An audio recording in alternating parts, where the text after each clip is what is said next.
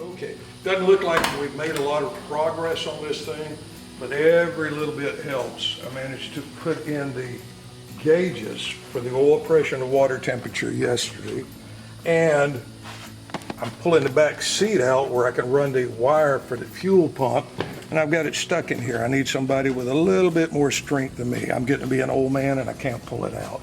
I'm waiting on Scott to get over here and he will get it out. Okay, and I had an air cleaner upstairs that I didn't know what I was going to do with it, but this will work perfect for this car, and it will fit because it's got the big bubble scoop on it. It sits up a little bit higher than this, but the bubble scoop, it'll go up in it and it should work. Okay, what I'm going to do now is raise up the car, maybe a little bit more progress, not much, but a little bit more.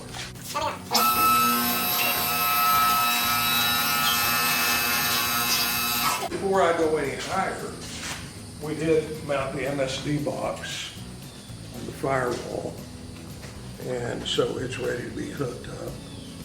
And I got a brake line hooked up to the back, so that's done also.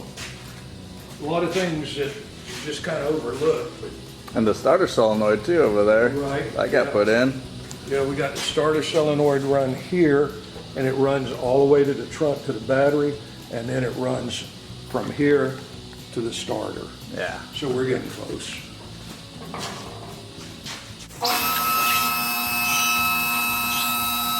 Something else. Oh As I boy. bring it up. I Little guess. details. Yeah.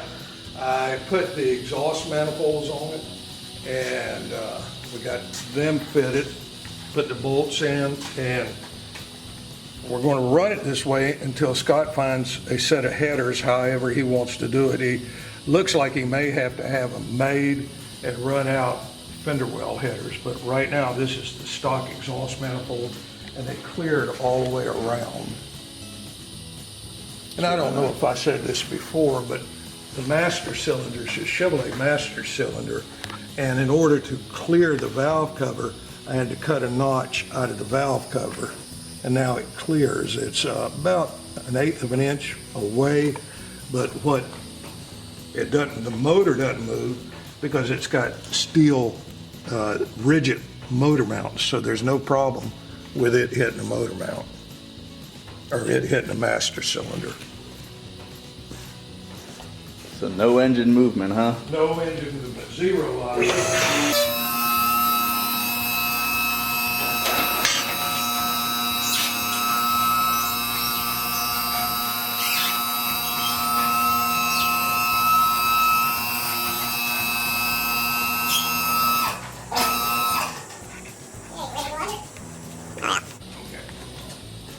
As we go under here, we've put the drive shaft in. I had it made over in Lakeland and went right in, fits very nice.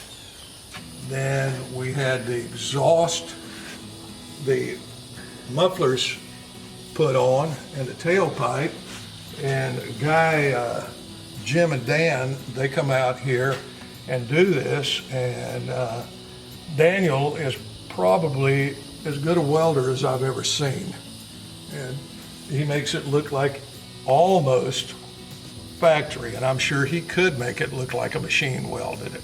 Good guy, but we put small glass packs on it and then ran it out, as you can see right here. Beautiful job. Yes, it is. These guys, they are really good. We also put the shifter in, and the shifter's on the column right now, and I had to fabricate, it's very difficult to see, but it's right here. I had to fabricate that to mount the shifting linkage to it, bolt it back here, and then it went in here. So this is the column shift. I built a rod with the Hymans on it, and it'll shift from the column. Turned out very nice. Neat. Yes, very pleased. Oh, you got a drain plug. I Yeah. like it. Okay, how did it get the drain? Now this is something we had not done. Now talk to me about this thing here. What thing? The trans mount.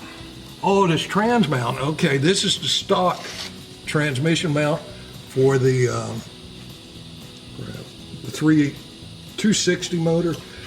And as you can see right here is where it bolted to, and if it came down, it would come down right here. But because of this C6 transmission, it had a C4 transmission in it, we had to move it back. And what I did, I welded these plates on it, drilled a hole through the subframe connector, put a bolt on the top, and moved it back, and used a stock transmission mount. Oh, fantastic. So you can just go to the parts store and get a stock tranny mount. Right. There you go, Scott.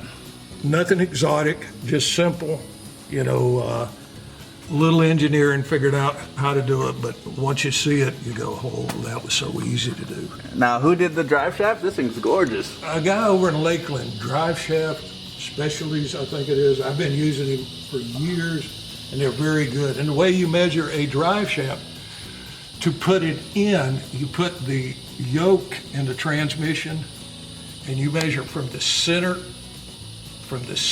of the yoke, right here, center, to back here to the center of the back yoke.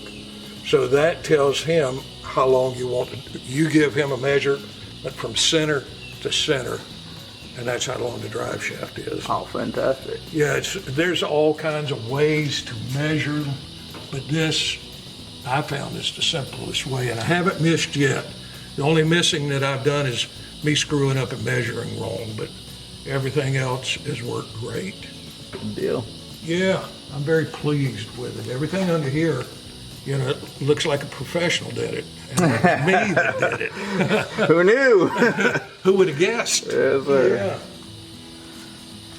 That's a lot of work you guys got done. So you're about Yeah. getting to the end of it, huh? Yeah. Oh, we did.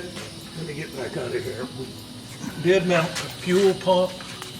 Just mounted right here. And Scott's got a gas tank right here. I got the fitting put on here, and we're going to run it from here to here, and I'm going to put a filter in here. Then we're going to run it from here all the way to the front of the car. So trying to figure out how to mount it. I went through here in the floor. There was a rubber grommet right there, so I drilled through the rubber, and no chafing going on there. And then we'll go down the floorboard up to the fuse panel. And let me show you a fuse panel that Scott got from... This battery cable was just going in, and it looks wonderful. Well, thank you. Yes, sir. This is a fuse panel that Scott got from Summit. And this is the simplest... Oh, we're on the wrong side, Fred. Okay.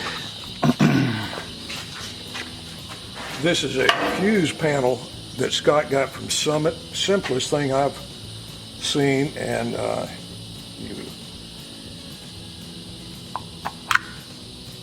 the cap comes off. You run this one to headlights or wherever you want to put it. You make you a little diagram, and then run each one to a horn if you want to put a horn on. This one's only got 10 circuits because this car is simple and nothing exotic going on it.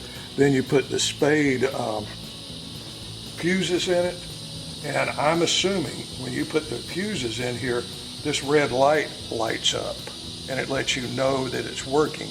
And if it goes out, then the red light goes off, so you know that's the one that went out. Because of the clear front, you can see it. I mean, this thing, so easy. And then it's got screw holes right here. You screw it into wherever you're putting it, 4 of them. Goes right in. On a scale of 1 to 10, I have to give this thing a 9. I mean, this is so simple, and the power wire comes into here. You run it out to your accessory and then ground. Yep. That's perfect. Exactly. So, very pleased with this thing. I wonder why a lot of parts stores don't carry this thing. Oh, come on now, Fred. You know we have one of those. You got one of these? Yeah, we have a 6-bay, and then we have a glass fuse one. The glass fuse one is mainly for boats, brass terminals. And the one we have there, it's just a 6-bay, but does the same thing. That one's fancier, though. This is nice. That's nicer. Yes, okay. But if you ever want one, they're down there on aisle 5. Okay. All right. This is nice. I like this. This is a 9. I can't figure any way to improve it, but I'm sure there's a way. All right.